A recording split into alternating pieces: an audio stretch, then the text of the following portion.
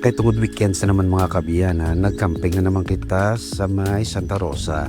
Kakampyon sa lugar mga kabiyana, no? Makita niyo ang view. Gusto mo set up kita tent kay dirita karon matulog.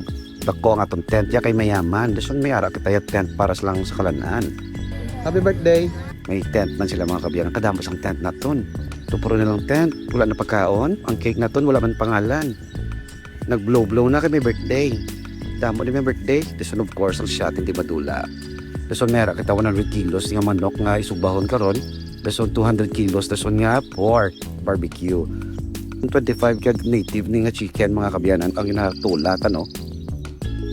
Sa tagaluto ka mo ng view. Buka kampiyon ka namin. May tequila para may body shot. Kitungod sa kadamo-damo sa aton nga manok nga pangsugba mga kabyanan. Nagabihan kita sa aton nga pangsugba. Kung makita niyo mga kabyanan, no, gainaso lamang no.